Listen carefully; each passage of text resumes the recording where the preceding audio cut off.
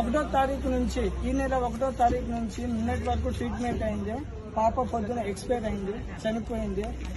3-4 గంటలు అవుతుంది. Government ambulance లేని పరిస్థితి ఇలా ప్రైవేట్ అంబులెన్స్ ని మేము మాట్లాడి ఇలా పంపిస్తున్నాం. ఎటునాగరం నుంచి 100 కిలోమీటర్ దూరం నుంచి వస్తే అంబులెన్స్ ఇలా శవాన్ని తీసుకోపోవడానికి అంబులెన్స్ లేని సిచ్యువేషన్ అంటే మన పరిస్థితి ఎలా ఉందో చూడండి. స్వాతంత్రం వచ్చి 75 సంవత్సరాలు అయినా కూడా ఇంకా ఈ స్థితి ఇంకా మనం జీవిస్తున్నామని అంటే దీనికి కారణం ఎవరు? మనల్ని పరిపాలించేటోళ్ళని ఎంచుకున్నది మన తప్ప.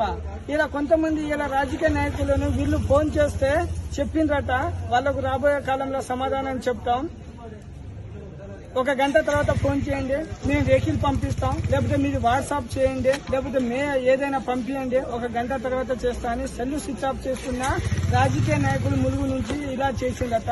ఇది ఎంతవరకు రైట్ అండి? మీకు చేత కాకుండా నేనేం చేయలేదని చేతులు ఎత్తే అది ఇలా 3 గంటల పాటు శవాన్ని పట్టుకొని ఒక తండ్రి నిలబడ్డాడు.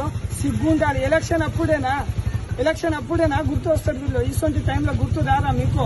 ఎలక్షన్ అప్పుడైతే ఇలా 5,000 అంబులెన్స్ అవుతాను కదా, 10,000 అయినా ఇచ్చి రెడీ ఉండేటోళ్ళు. ఎందుకంటే ఓటు కావాలి. కానీ ఇప్పుడు ఎలక్షన్ ప్రకారం పంపిస్తామని చెప్పి నిన్న వస్తే టైం అయిపోయిందని నిలగొట్టింది. మేము ఇవాళ 10-15 మినిట్స్ కి వచ్చినాము.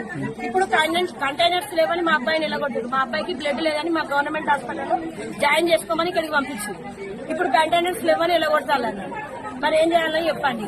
మాకు ఇక్కడికి వచ్చినామా, డబ్బులు లేకొచ్చినామా గవర్నమెంట్ హాస్పిటల్కి? మాకేం పనులు ఉన్నాయా రోజు వచ్చిపోవడానికి? టెస్ట్ల కోసమే ఇన్ని రోజులు పడతాయి, మరి అడ్మిట్ కోసం ఎన్ని రోజులు పడతాయి?